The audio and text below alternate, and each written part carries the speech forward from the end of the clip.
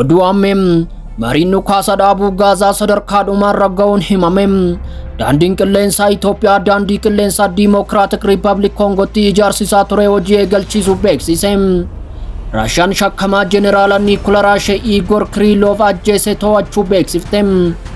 Kanaadaan doorsisa taarifaa Tiraamp hordofuun seera daangaa haaraa labsite jedhame.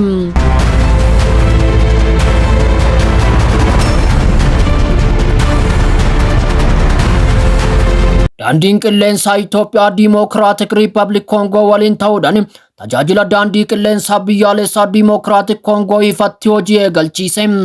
Daandiin qilleensaa Itoophiyaa daandii qilleensaa Koongoo amma eegale kana keessa parsantaa 49 kan qabu yoo ta'u, mootummaan Dimokiraatik Koongoo ammoo parsantaa 51 akka qabaatu ibsa. Daandiin qilleensaa Itoophiyaa muddee 17 baasee toora miidiyaa isaa irratti maxxanse ni mul'isa.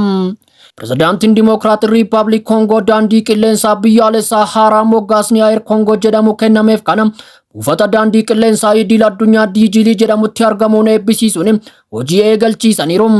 Ayer Koongoon xiyyaarota Booyingii 737 fayyadamuun balaliisawwan biyya keessaa buufataalee xayyaaraa 7tti balali'uudhaan hojii isaa eegale. Kiraa xayyaaraa deeggarsa teeknikaa bal'aa fi waliigalteewwan deeggarsa sirnaa dabalatee waliigaltee teeknikaa ijoo michoota lamaan gidduutti mallattaa'uun ibsameera. Haala waliigaltichaatiin daandiin qilleensaa Itoophiyaas lammiilee Koongoo balaliisummaa fi hojjettoota xayyaaraa, hojjettoota gurgurtaa fi tajaajilaa akkasumas teeknishaanota ni leenjisa jedhame. Hojii gaggeessan daandii qilleensaa Itoophiyaa obbo Masfin Xaasoon damee indaastirii aaviyeeshinii Dimokiraatik Riippaabilik Koongoo seena qabeessa jechuun ibsani.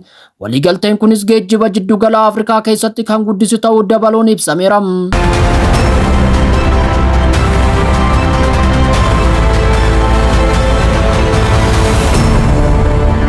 Waliigalteen dhukaasa dhaabuu Gaazaa keessatti sadarkaadhumaan ragga'uun dhagahame.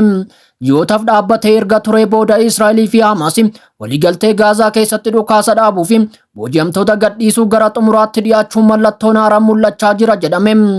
Qondaalli olaanaa Filisxeem kan marii alkallattii keessatti hirmaataa jiran tokko marii sadarkaa murteessaa fi xumura irraa akka jiru BBC'tti himani.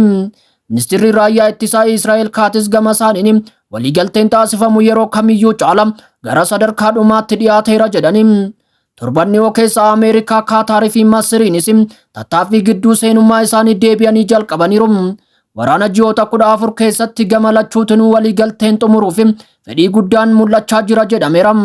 Jilli Israa'el sadarkaa hojii jedhamee ibsame yeroo amma magaalaa guddoo Qaataar Dohaatti kan argamu yoo ta'u, naannichatti dhufaatii fi deemsa dippiloomaasii hedduu keessa jira jedhame. Qondaalli Filisxeem kun karoorri marsaa 3 jiraachuu kan ibsan yoo ta'u, kunis guyyoota 45 jalqabaa keessatti namoonni nagaa fi loltoonni dubartii Gaazatti booji'amanii turan kan itti gadhiifaman yoo ta'u, humnoonni Israa'el giddugala magaalatti daandii qarqara galaanaa fi lafa tarsiimoo daangaa Masrii waliin jiru keessaa akka ba'anis ni taasisa jedhe. Lammiileen Gaazaa buqqa'an gara kaabaa naannoo manaatti deebi'uu akka danda'an malli ni jiraatas jedheera. Marsaa lammaffaadhaan ammoo osoo marsaa sadaffaan hin eegalin dura waraanaan booji'amtoonni hafan gadhiifamuu fi loltoonni akka ba'an agarsiisa jedhe. Lammiileen Israa'el 96 Gaazatti hidhaman keessa lammiileen 62 lubbuun akka jiran tilmaamama. Gaazaa deebisanii ijaaruuf waggoonni 300 akka barbaachisuu fi gamoowwan biyyatti parsantii 80 ol Israa'eliin barbadaa'uun isaan ni beekama.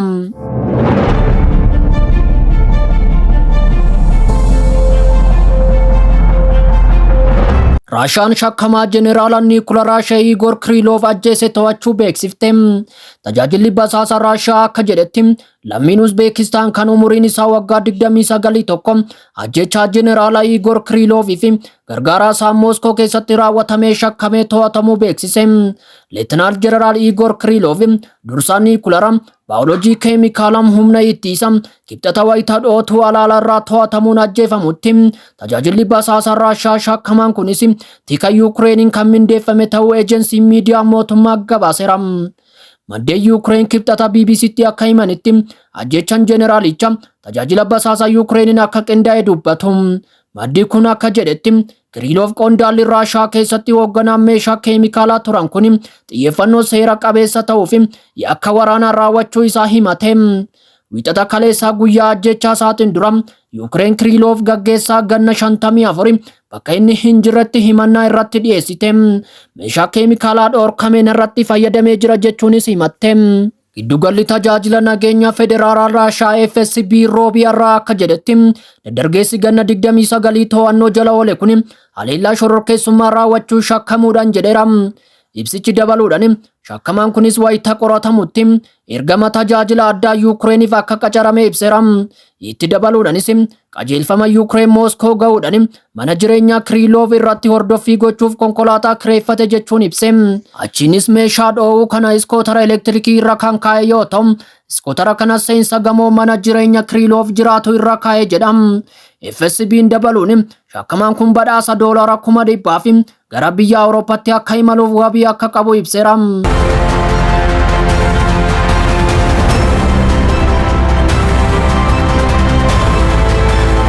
Kanaadaan doorsisa taarifa Tiraamp hordofuun seera daangaa haaraa labsite. Kanaadaan hordoffii cimaa fi humna ittisaa waloo yakka gurmaa'ee biyyoota ollaa irratti xiyyeeffate dabalate tarkaanfiiwwan nageenya haaraa bal'aa daangaa Ameerikaa irratti hojiirra oolchuuf waadaa galte.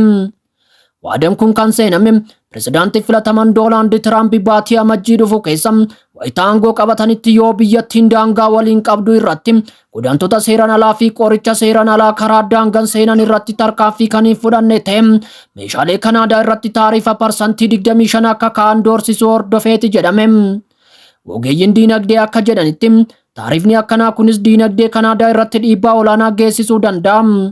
Karoora kana ilaalchise Ministeerri Faayinaansii fi dhimmoota mootummaa Kanaadaa ibsa kenneen mootummaa federaalaa karoora kanaaf $1 Kanaadaa biliyoona 1.5 akka kennu himaniiru.